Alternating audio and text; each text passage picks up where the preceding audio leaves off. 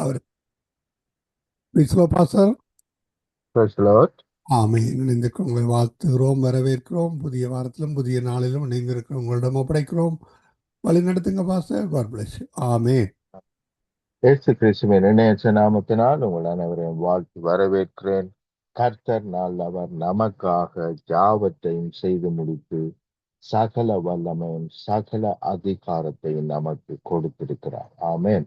ஆகவே புறப்பட்டு சென்று உலகம் அனைத்தையும், தேசங்கள் அனைத்தையும் அவருக்கு சீஷர்கள் ஆக்குங்கள் என்று நமக்கு சொல்லி இருக்கிறார். ஆகவே அது நிறைவேறி வருகிறது. இன்றைய நாளும் ஜெபம் பண்ணுவோம். அன்பின் பிதாவே, இந்த வார்த்தைகளுக்காக நமக்கு நன்றி செலுத்துகிறோம்.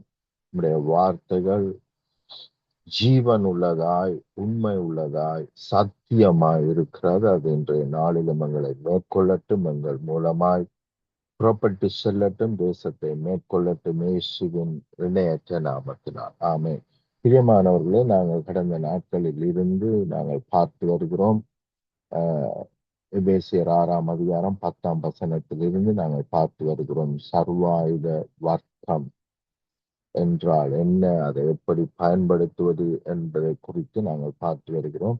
தொடர்ச்சியாக அதை பார்ப்போம். கடைசியாக என் சகோதரரை, கர்த்தரிலும் அவருடைய சத்துவத்தின் வல்லமையிலும் பலப்படுங்கள். ஆகவே சர்வாயுத வர்க்கம் என்பது முழுவதுமே தேவனுடைய வார்த்தை தான், தேவனுடைய சத்தியங்கள். இவைகள் நமக்கு எப்படியாக வேலை செய்கிறது நம்முடைய வாழ்க்கையில? கர்த்தரிலும் அவருடைய சத்துவத்தின் வல்லமையிலும் பலப்படுங்கள். இந்த வார்த்தைகள் என்ன தேவ வல்லமையா இருக்கிறது, தேவனுடைய விடுதலையா இருக்கிறது. ஆமென். ஆகவே இவைகள் சாதாரண வார்த்தைகள் அல்ல, நமக்கு விடுதலையை கொண்டு வருகிற தேவ வல்லமையாய் இவைகள் செயல்படுகின்றன. நீங்கள் பிசாசின் தந்திரங்களோடு எதிர்த்து நிற்க திராணி உள்ளவர்களாகும்படிக்கு. அப்ப கவனிங்கள், தேவ வல்லமை என்ன செய்கிறது? பிசாசின் தந்திரங்களை நிர்மூலமாக்குகிறதா இருக்கிறது. பிசாசு கொண்டு வருகிற சகல விதமான கிரிகைகளையும் அழிக்கிற வல்லமை தேவ வார்த்தைக்கு தான் உண்டு. ஆகவேதான் தேவ வார்த்தை மிக மிக மிக அவசியம். தேவனுடைய சர்வாயுதத்தையும் தரித்து கொள்ளுங்கள். கவனிங்கள், இது உங்களுடைய ஆயுதம் அல்ல, இது தேவனுடைய சர்வாயுதம். இதை நீங்கள் எடுத்து கொள்ளுங்கள், இதை பயன்படுத்துங்கள். இன்னொரு விதத்திலே சொன்னால் பயன்படுத்துங்கள். இதை புரிந்து கொள்ளாமல், ஆண்டவரே நாங்கள் சர்வாயுத வர்க்கங்களை தரிக்கிறோம் என்று நாங்கள் அநேகர் ஜெபிக்கிறோம். அது மிகவும் தவறு. இதை பயன்படுத்தி கொள்ளுங்கள், இதை விசுவாசித்து அறிக்கையிடுங்கள், இதை விசுவாசித்து செயல்படுங்கள். ஆமென். ஏனெனில் மாமிசத்தோடும் இரத்தத்தோடும் அல்ல, துரைத்தனங்களோடும் அதிகாரங்களோடும் இப்பிரபஞ்சத்தின் அந்தகார லோகாதிபதிகளோடும் வான மண்டலத்தில் உள்ள பொல்லாத ஆவிகளின் சேனைகளோடும் நமக்கு போராட்டம் உண்டு என்று சொன்னால், அவைகள் நம்மோடு போராடுகின்றன. ஆனால் சாதாரணமாய் ஒன்று ரெண்டு அல்ல, பல்லாயிரக்கணக்கான சத்துருவின் கிரிகைகள் நமக்கு விரோதமாய் போராடுகின்றன. இவைகள் ஆவிக்குரிய ரீதியாய் போராடுகின்றன. ஆகவே பிசாசு ஆவிக்குரியவனாய் இருக்கிறபடினால் நமக்கும் ஆவிக்குரிய வல்லமை தேவை. அதனால்தான் தேவனுடைய வல்லமையை கொண்டு நாங்கள் பிசாசை ஜெயிக்க முடியும். ஆமென். இது ஆவிக்குரிய போராட்டம், இது மாம்சத்துக்குரியது அல்ல. ஆகவே மாமிசத்திலே இதை ஜெயிக்க நாங்கள் முயற்சிப்போமானால் அது தவறு, ஜெயிக்க முடியாது. தரித்திரம் என்பது ஒரு ஆவிக்குரிய, பிசாசினால் கொண்டு வருகிற ஆவிக்குரிய காரியமா இருக்கிறது. இதை நான் என்னுடைய சுயபலனினாலே ஓடி ஓடி ஓடி உழைப்பதினால் என்னுடைய வாழ்க்கையிலே தரித்திரத்தை மேற்கொள்ள முடியாது. ஏனென்றால் இது ஆவிக்குரிய யுத்தமாய் வருகிறது, கிரிகையாய் இருக்கிறது. அதனால்தான் நீங்கள் பார்ப்பீர்கள். ஆனால் எவ்வளவுதான் அவர்கள் உழைத்தாலும் அவர்களால் என்ன செய்ய முடியாது, சேமிக்க முடியாது. ஏனென்றால் ஒன்று மாறி பிரச்சனைகள் வந்து மணி போய்க்கொண்டே இருக்கும். இவர்கள் உழைக்கிறதெல்லாம் அப்படியே போய்விடும். ஏனென்றால் அங்கே தரித்திரத்தின் ஆவி அங்கே கிரிய செய்து கொண்டிருக்கிறது. ஆனால் அதை புரியாமல் நாங்கள் அந்த தரித்திரத்தை எங்களுடைய சுய கிரிகையினால் தரித்திரத்தின் ஆவியை முயற்சி செய்ய மேற்கொள்ள நாங்கள் முயற்சி செய்கிறோம். அதனால்தான் தோல்வி அடைகிறோம். அதே போலத்தான் சுகையினம் ஆவிக்குரியது. பிசாசு பலவிதமான சுகையினங்களை நம்முடைய வாழ்க்கையிலே கொண்டு வருகிறார். இதை அறியாமல் நாங்கள் டாக்டர் மூலமா எப்படியாவது நாங்கள் சுகத்தை பெற்றுக் கொள்வோம். இன்னும் சிலர் சொல்லுகிறார்கள், டாக்டரை தேவன்தான் கொடுத்தார், ஆகவே நாங்கள் என்ன செய்வோம், நாங்கள் நல்ல ட்ரீட்மெண்ட் எடுத்து நாங்கள் அதிலிருந்து விடுதலையாவோம் என்று சொல்லுகிறார்கள். அது தவறு. ஏனென்றால் பிசாசும் தேவனால் தான் உருவாக்கப்பட்டான். அதற்காக தேவன்தான் டாக்டரையும் உருவாக்கினார், பிசாசையும் உருவாக்கினார் என்று சொல்லிட்டு நாம பிசாசிட்ட போக முடியாது. மாத்திரமல்ல, டாக்டரால் எல்லாவற்றுக்கும் விடுதலை கொடுக்க முடியாது. ஈவன் நிறைய டாக்டர்ஸே என்ன செய்கிறார்கள், எல்லா டாக்டர்ஸுமே அல்லது அநேகர் வருத்தத்திலே தான் சாகிறார்கள். இந்த கோவிட் டைம்ல எத்தனை டாக்டர்ஸ் என்ன செய்தார்கள், இந்த கோவிட்டாலே அழிந்து போனார்கள், உயிரிழந்து போனார்கள். ஆனால் நாங்கள் நினைக்கிறோம் அவர்களால் எங்களை காப்பாற்ற முடியும். இது ஒரு ஆவிக்குரிய யுத்தம். சுகையினம் பிசாசு கொண்டு வருகிற ஆவிக்குரிய ஒரு வல்லமை. அதை மேற்கொள்ள வேண்டுமானால் அவருடைய தழும்புகளினால் நாங்கள் குணமானோம் என்று சொல்லி ஆவிக்குரிய பட்டயத்தை நாங்கள் பயன்படுத்த வேண்டும். அப்பொழுதுதான் பிசாசை மேற்கொள்ள முடியும்.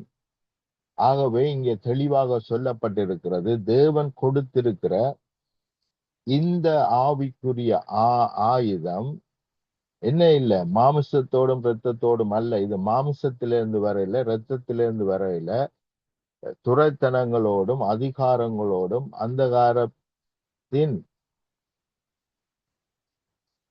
அந்தகார லோகாதிபதிகளோடும் வான மண்டலத்தில் இருக்கிற பொல்லாதாவியின் சேனைகளோடு நமக்கு போராட்டம் உண்டு என்றால் அவைகள் நம்மோடு கூட போராடி கொண்டிருக்கிறது.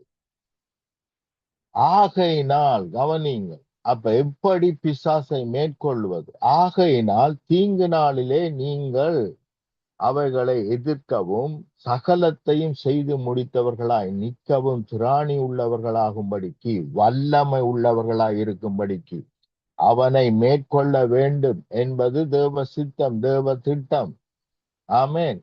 தேவன் உலகத்தை படைக்கும் பொழுது அவர் என்ன சொல்கிறார், எல்லாவற்றையும் படைத்து மனுஷனுடைய கரத்திலே ஒப்பு கொடுத்து இவற்றை ஆண்டு கொள்ளுங்கள், மிருகங்களை ஆண்டு கொள்ளுங்கள், பறவைகளை ஆண்டு கொள்ளுங்கள், அவர் படைத்த எல்லாவற்றையும் ஆண்டு கொள்ளுங்கள் என்று சொன்ன பொழுது ஆதாமுவாள் சர்ப்பத்தை ஆண்டு கொள்ளாமல் சர்ப்பத்தினால் ஆளுகை செய்யப்பட்டார்கள்.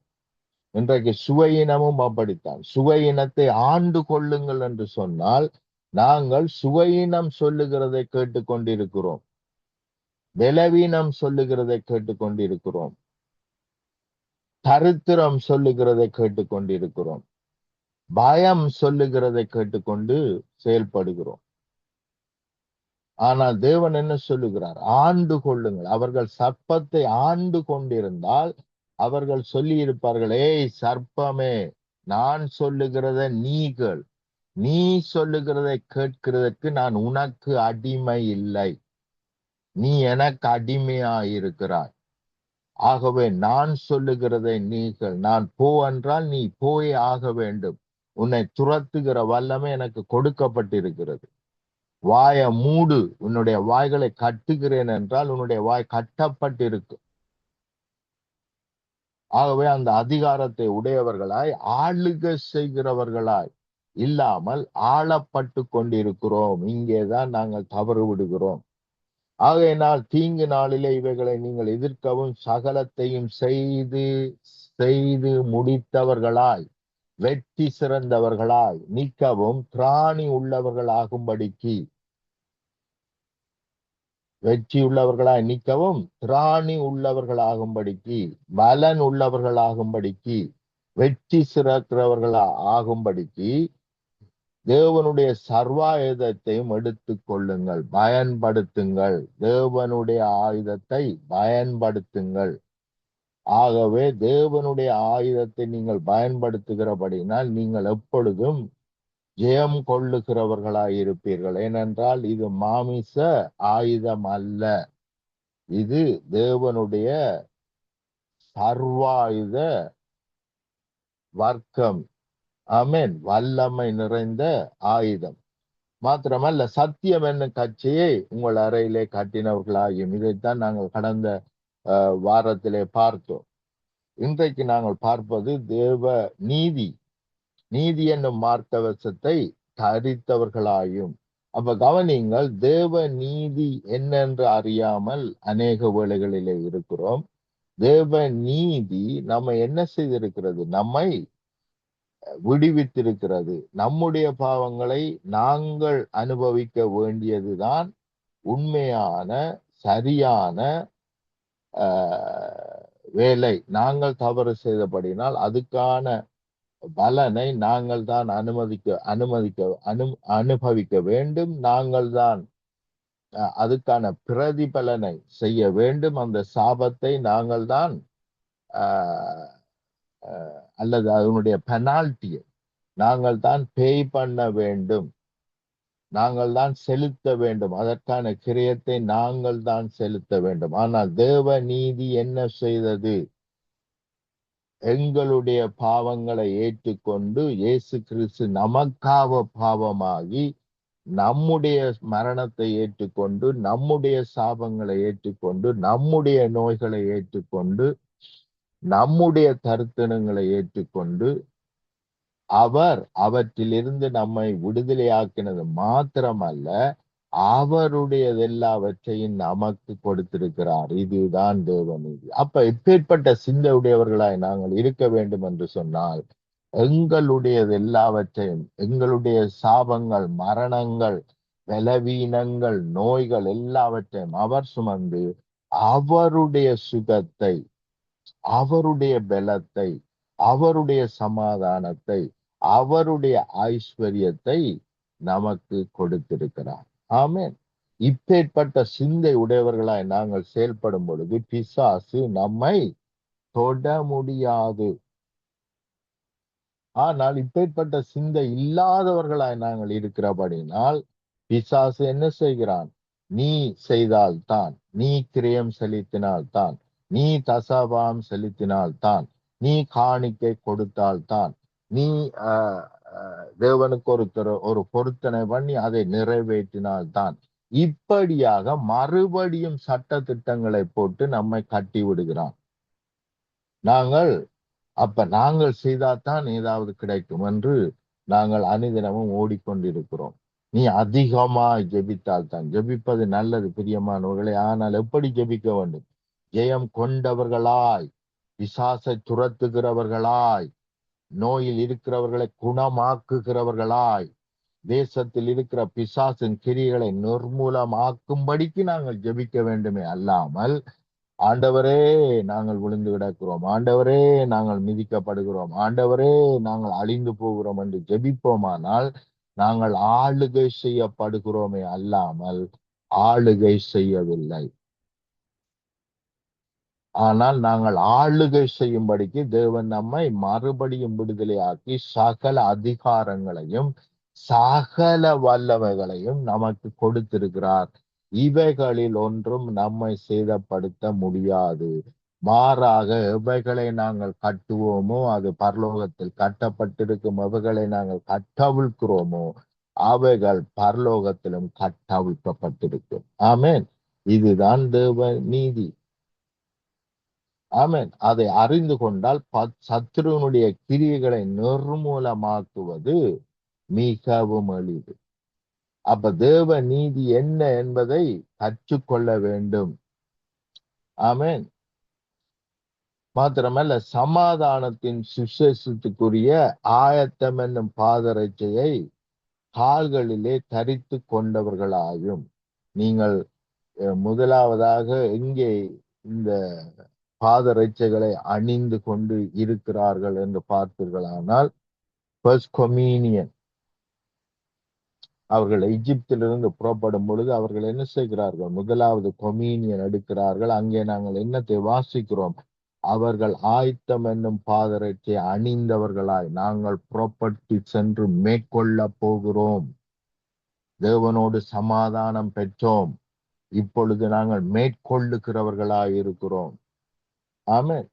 இது சமாதானத்தின் சுவிசேஷத்துக்குரிய ஆயத்தம் என்னும் பாதரட்சை என்று சொன்னால், இனித்தான் தேவன் மத்தியிலே நாங்கள் சமாதானத்தை பெற்றுக் கொள்ளும்படிக்கு, தேவனோடு ஒப்புரவாகும்படிக்கு கிரியை செய்வதல்ல, ஏற்கனவே இயேசு கிறிஸ்து மூலமாய் நாங்கள் தேவனோடு கூட ஒப்புரவாகிவிட்டோம்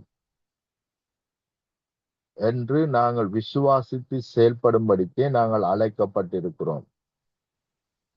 அல்லேலூயா. நாம் அவருக்குள் தேவனுடைய நீதியா இருக்கும்படிக்கு, கவனிங்கள், நாம் அவருக்குள் தேவனுடைய நீதியா இருக்கும்படிக்கு பாவம் அறியாத அவரை நமக்காக பாவமாக்கினார். 2 கொரிந்தியர் 5ஆம் அதிகாரம் 21ஆம் வசனம். அதுதான் தேவ நீதி. ஆமென். அப்ப தேவ நீதியை அறிந்து செயல்படுகிறவர்களாய் இருக்க வேண்டும். மாத்திரமல்ல, நாங்கள் பார்க்கிறோம்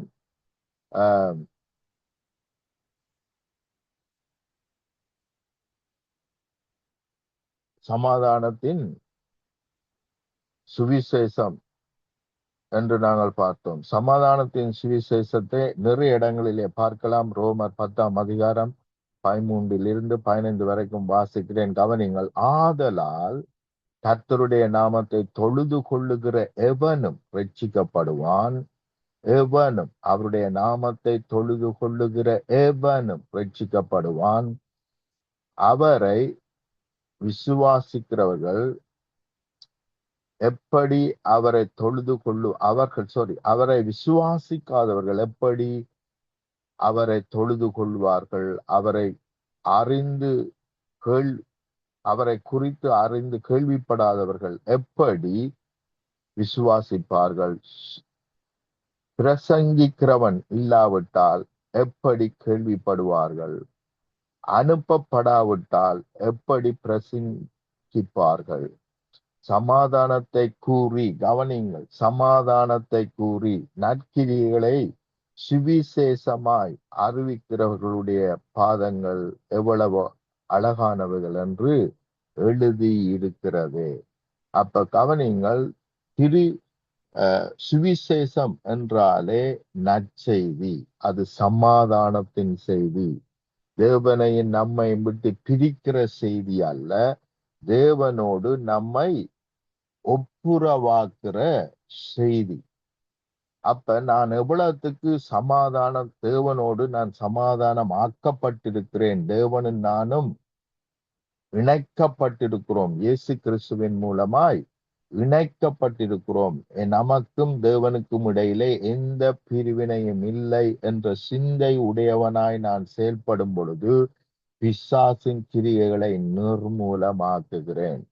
ரோமர் 5ஆம் அதிகாரம் 1ஆம் வசனம் இப்படியாக சொல்லுகிறது, இவ்விதமாக நாம் விசுவாசத்தினாலே நீதிமான்கள் ஆக்கப்பட்டிருக்கிறபடினால், கவனிங்கள், விசுவாசத்தினாலே, நம்முடைய கிரியையினால் அல்ல, அவரை விசுவாசிக்கிறபடியினால் நாங்கள் நீதிமான்கள் ஆக்கப்பட்டிருக்கிறோம். அவருடைய கிரியை நம்புகிறபடியினால் நாங்கள் நீதிமான்கள் ஆக்கப்பட்டிருக்கிறோம். நம்முடைய கர்த்தராகிய இயேசு கிறிஸ்து மூலமாய் தேவனிடத்தில் சமாதானம் பெற்றிருக்கிறோம். கவனிங்கள், பெறுவோம் அல்ல, பெற்றிருக்கிறோம். தேவனிடத்திலே நாங்கள் சமாதானம் பெற்றிருக்கிறோம். பிசாசும் மறுபடியும் சொல்லுகிறான், தேவன் நம்மோடு சமாதானமாய் இல்லை, அவர் தூரமாய் இருக்கிறார் என்று சொல்லுகிறபடினால் அனுதினமும் வாருமையா தாருமையா என்று நாங்கள் என்ன செய்கிறோம்? பாடிக்கொண்டிருக்கிறோம். ஆனால் வேதம் தெளிவாக சொல்லுகிறது, ரோமர் 5ஆம் அதிகாரம் 1ஆம் வசனம், நாங்கள் ஏற்கனவே தேவனோடு கிறிஸ்து இயேசு மூலமாய் சமாதானம் பெற்றிருக்கிறோம். ஆமென். தேவன் இப்பொழுது எங்களுக்கு விரோதமாய் அல்ல, எங்களோடு கோபமாய் அல்ல, நாங்கள் சமாதானம் பெற்றிருக்கிறோம். ஆமென். பிதா நம்மோடு கூட சமாதானமாய் இருக்கிறார். இந்த சிந்தை உடையவர்களாய் இருந்தால் பிசாசு நம்முடைய வாழ்க்கையிலே கிரியை செய்ய முடியாது. ஆமென். இப்படி இருக்கு. ஒருவன் கிறிஸ்துவுக்குள் இருந்தால் புதிய சிருஷ்டியாக இருக்கிறான். ஆகவே நான் கிறிஸ்துவுக்குள் இருக்கிறேன், நான் புதிய சிருஷ்டி என்ற எண்ணம் இல்லாமல் நிறைய பேர் நாங்கள் இருக்கிறோம். பழையவைகள் ஒளிந்து போயின, எல்லாம் புதிதாயின. இது நம்முடைய ஆவிக்குரிய மனுஷனிடத்திலே நடந்து முடிந்தாயிற்று. நம்முடைய ஆவிக்குரிய மனுஷன் புதிய மனுஷனாய் இருக்கிறான். ஆகவே அவனோடு நாங்கள் இணைப்பை ஏற்படுத்தி கொண்டால், அந்த சிந்தை உடையவர்களாய் நாங்கள் இருப்போமானால், என்னுடைய ஆவி புதிதாக்கப்பட்டு விட்டது, பழையவர்கள் ஒளிந்து போய்விட்டது, என்னுடைய ஆவி உயிர்ப்பிக்கப்பட்டு விட்டது, என்னுடைய ஆவியோடு கூட தேவன் இணைக்கப்பட்டிருக்கிறார் என்று சொல்லி நானும் அதோடு கூட இணைக்கப்படுவேனானால் என்னுடைய சரீரம் ஆட்டோமேட்டிக்காய் என்னுடைய சரீரத்தின் கிரிகைகள் மாறும். அப்படி அல்லாமல் நான் பழைய மனுஷனோடு என்னை இணைத்து கொள்ளுகிறபடியினால் பழைய கிரிகைகள் என்னிடத்திலே காணப்படுகிறது. பழைய பலவீனங்கள், பழைய பாவ கிரிகைகள் எல்லாம் இன்று வரைக்கும் நம்முடைய வாழ்க்கையில இருக்குமானால் நாங்கள் மறுபடியும் என்ன செய்து கொண்டிருக்கிறோம்? பழைய மனுஷனோடு, ஆதாமினுடைய பாவ சுபாவமுடைய மனுஷனோடு நம்மை மாமிசத்திலே இணைத்து கொள்ளுகிறோம். ஆனால் ஆவிக்குரிய மனுஷன், புதிய மனுஷன் ஆகிய என்னுடைய ஆவி உயிர்ப்பிக்கப்பட்டாயிற்று, தேவன் வாசிக்கிற ஆலயமாய் இருக்கிறது. அதோடு என்னுடைய சரீரத்தை இணைத்துக் கொள்வேனானால் எப்படி இணைத்துக் கொள்வது? என்னுடைய சிந்தையை மாற்றி நான் புதிய மனுஷன், புதிய ஆவியை உடையவன், தேவன் என்னோடு இணைக்கப்பட்டிருக்கிறார் என்று நான் இணைத்துக் கொள்வேனானால் இந்த சத்தியத்தின்படி, தென் அதற்கு பிறகு இப்படியே நான் பேசிக்கொண்டே இருப்பேனானால் அது என்னை மேற்கொள்ளும். ஆமென். என்னுடைய சிந்தையை புதிதாக்குறதினால் எப்படி நாம் மறுரூப வாழ்க்கையை பெற்றுக்கொள்ள முடியும்? ஆவிக்குரிய வாழ்க்கையிலே பரிசுத்த வாழ்க்கை கொடுக்கப்பட்டாயிற்று. நான் பரிசுத்தமாக்கப்பட்டிருக்கிறேன், புதிய மனுஷனாக இருக்கிறேன். அதை எப்படி பெற்றுக்கொள்வது என்று சொன்னால், மறுபடியும் நான் புதிய மனுஷனாய் இருக்கிறேன், பழையவைகள் ஒளிந்து போயின, எல்லாம் புதிதாயின, கிறிஸ்துவின் சரீரமாக இருக்கிறேன், நான் கிறிஸ்துவுக்குள் வாழுகிறேன், பழையவைகள் ஒளிந்து போயின, எல்லாம் புதிதாயின என்று சொல்லி மறுபடியும் அதை பேசுவதனால், அதை என்னுடைய சிந்தையிலே பார்ப்பதனால், அதை விசுவாசிப்பதனால் இது சாத்தியமாகும். ஆனால் இதை நாங்கள் செய்யாமல் பிசாசு நமக்கு சொல்லிக் கொண்டிருக்கிறான், நம்முடைய மாமிசங்கள் சொல்லிக் கொண்டிருக்கிறது, நாங்கள் பாவிகள் பாவிகள் பாவிகள் படும் பெரும் பாவிகள் என்று சொல்லுகிறபடியினால் அதையே நம்பி நாங்கள் மாமிசத்திலே பார்த்து மாமிசத்திலே அறிக்கையிட்டு கொண்டிருக்கிறபடியினால் பாவத்திலிருந்து விடுதலை ஆகாமல் இருக்கிறோம். அப்ப பாவத்திலிருந்து நாங்கள் விடுதலை வேண்டுமானால் சத்தியத்தை அறியுங்கள், சத்தியம் உங்களை விடுதலையாக்கும். சத்தியம் என்ன? பழையவைகள் எல்லாம் ஒளிந்து போயின, முற்றும் புதிதாயின. இவையெல்லாம் தேவனாலே உண்டாயிருக்கிறது. நான் என்னை புதிதாக்க முடியாது. தேவன் என்னுடைய ஆவியை புதிதாக்கி அங்கே தேவன் வாழ்கிறார். அதோடு என்னுடைய சரீரத்தை நான் இணைத்து கொள்வேனானால் அந்த புதிதாக்கப்பட்ட மறுரூபமாக்கப்பட்ட அந்த வாழ்க்கை என்னை மேற்கொள்ளும். ஆமென். அவர் கிறிஸ்துவை கொண்டு நம்மை தம்மோடு ஒப்புரவாக்கி, கவனிங்க, கிறிஸ்துவின் மூலமாய் நான் ஒப்புரவாக்கப்பட்டேன். நாங்க நினைக்கிறோம் அநேக வேளையில பாவ அறிக்கை பண்ணுவதனால் ஒப்புரவாக்கப்படுகிறோம் என்று. அங்கே தவறு விடுகிறோம். ஏனென்றால் ஒரு நாளைக்கு நெகட்டிவ் தாட்ஸ், தவறான சிந்தைகள், 80,000 தவறான சிந்தைகள் நமக்கு வருகிறது. எப்படி இவற்றை நாங்கள் ஞாபகத்திலே வைத்து, ஆண்டவரே இத்தனை 80,000 பாவம் செய்தேனே என்று நாங்கள் அறிக்கை பண்ணுவது? நீ பாவ அறிக்கை பண்ணினால்தான் நான் மன்னிப்பேன் என்று தேவன் நினைத்திருந்தால் எங்களால் அவற்றை அறிக்கை பண்ணவும் முடியாது. ஏனென்றால் அநேக வேளைகளிலே மறந்து விடுகிறோம். அப்படி அறிக்கை பண்ணாம போகிறபடினால் நாம் பாவ மன்னிப்பை பெறவும் முடியாது. சிலுவையில் அறையப்பட்டவனை நினைத்து கொள்ளுங்கள். அவன் பாவ அறிக்கை பண்ணவில்லை, மாறாக அவரை நம்பி, அவர் என்னை மன்னித்தார் என்று நம்பி, உம்முடைய ராஜ்யத்திலே என்னை நினைத்தருளும் என்று கேட்டுக்கொண்டார். அல்லேலூயா. அதற்காக பாவ அறிக்கை பண்ண வேண்டாம் என்று நான் சொல்லவில்லை. அப்படி உங்களுடைய சிந்தையில இருந்தால், உங்களுடைய இருதயம் குற்றப்படுத்தினால், இந்த காரியத்திலே நீ தவறு பண்ணுகிறாய் என்று நீங்கள் உணர்வீர்களானால், உடனடியாக ஆண்டவரே நீர் என்னை மன்னியும், உம்முடைய இரத்தம் என்னை இப்பொழுதும் புதிதாக்குற இரத்தமாய், பரிசுத்தமாக்குற இரத்தமாய், உம்மை போல மாற்றுகிற இரத்தமாய் இருக்கிறது. ஆகவே அந்த இரத்தம் என்னை புதிதாக்குவதாக இப்பொழுதே என்று சொல்லி நீங்கள் இம்மீடியட்டாய் அதிலிருந்து விடுதலை ஆக்கி கொள்ளுங்கள். ஆமென். தம்மோடு ஒப்புரவாக்குதலின் ஊழியத்தை எங்களுக்கு ஒப்புவித்தார். அப்ப கவனிங்கள், பிதாவோடு ஒப்புரவாகுங்கள். தேவன் உங்களோடு சமாதானம் பண்ணிவிட்டார். கிறிஸ்து இயேசு மூலமாய் உங்களோடு அவர் சமாதானமாய் இருக்கிறார். அவர் எதிரியாக அல்ல, கோபமாக அல்ல, அவர் உங்களை தண்டிக்க வேண்டும் என்று அல்ல. அவர் இனிமேல் உங்கள் பாவங்களை நினைக்கிறதில்லை, இனிமேல் உங்கள் மேல் கோபம் கொள்ளுகிறதில்லை, இனிமேல் உங்களை தண்டிக்கிறதில்லை. அதுதான் புதிய உடன்படிக்கை. ஆமென். மாறாக என்றென்றைக்கும் உங்களுடைய தேவனாக இருப்பேன், என்றென்றைக்கும் நீங்கள் என்னுடைய பிள்ளைகளாய் இருப்பீர்கள் என்பதுதான் புதிய உடன்படிக்கை. அது என்னவெனில், தேவன் உலகத்தாருடைய பாவங்களை எண்ணாமல் கிறிஸ்துவுக்குள் அவர்களை தமக்கு ஒப்புரவாக்குதலின் உபதேசத்தை எங்களிடத்தில் ஒப்பு கொடுத்தார். கவனிங்கள், உலகத்தின் பாவங்களையே தேவன் இனிமேல் எண்ணுகிறதில்லை.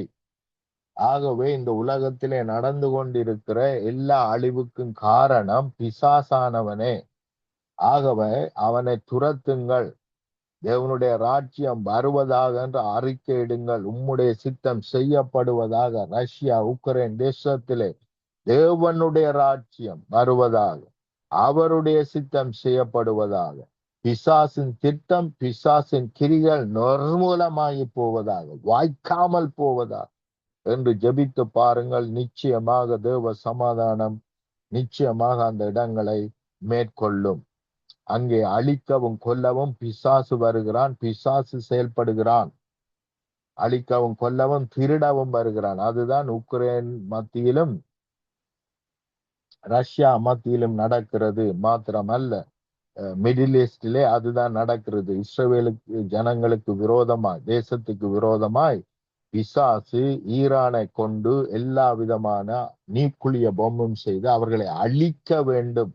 உலகத்தில் இருக்கிற சகல கிறிஸ்தவர்களையும் அழிக்க வேண்டும், சகல ஜூதர்களையும் அழிக்க வேண்டும் என்பது பிசாசின் திட்டம். தேவனுடைய திட்டம் அல்ல, பாவத்தின் திட்டம் அல்ல, பாவத்தின் சம்பளமும் அல்ல. இது பிசாசின் திட்டம். ஆகவே இவர்களுக்கு விரோதமாக எதிர்த்து நிற்போம். பிசாசுக்கு எதிர்த்து நில்லுங்கள், அப்பொழுது அவன் ஓடி போவான் என்ற வார்த்தையின்படி எதிர்த்து நிற்போம். நிச்சயமாய் தேவனுடைய வல்லமையை, தேவனுடைய விடுதலையை காண்போம். ஆமென். ஜெபம் பண்ணுவோம். அன்பின் பிதாவே, உமக்கு நன்றி. சல்வாத வர்க்கத்தையும் நீர் எங்களுக்கு கொடுத்து விட்டீர். சத்துருவை ஜெயிக்கத்தக்கதாய் சகல அதிகாரங்களையும் வல்லமைகளையும் நமக்கு கொடுத்திருக்கிறீர்.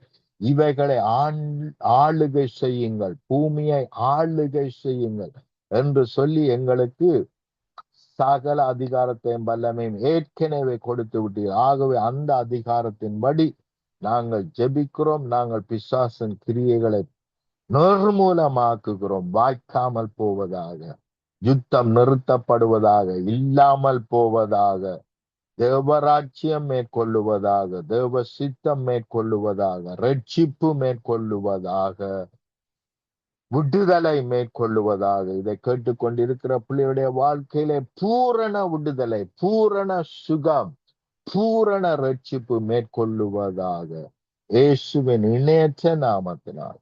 ஆமென், ஆமென், ஆமென்.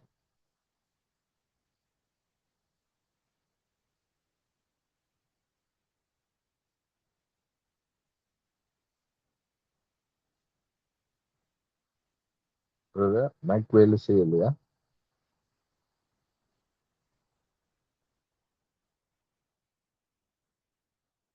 கூறுகிறோம், வாழ்த்துகிறோம், ஆசீர்வதிக்கிறோம். கத்தரை கரத்திலே உங்களையும் உங்கள் குடும்பத்தாரையும் ஒப்புவித்துக் கொண்டு நாங்கள் திரும்பவும் கத்திரிச்சித்தமான நாளை சந்திப்போம் பாஸ்டர்.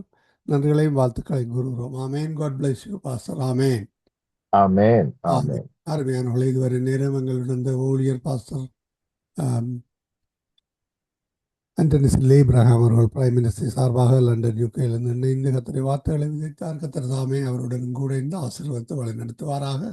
ஊழிய காரியங்கள், குடும்ப காரியங்கள், மனதின் வாஞ்சிகள், தேவைகள் ஒவ்வொன்றையும் கத்தர் ஆசீர்வதித்து நிறைவேற்றி கொடுப்பாரா என்று வாழ்த்தி கொண்டு நாங்கள் இந்த வேளையிலும் விடைபெறுவோம். ஆமேன். God bless you. ஆமேன்.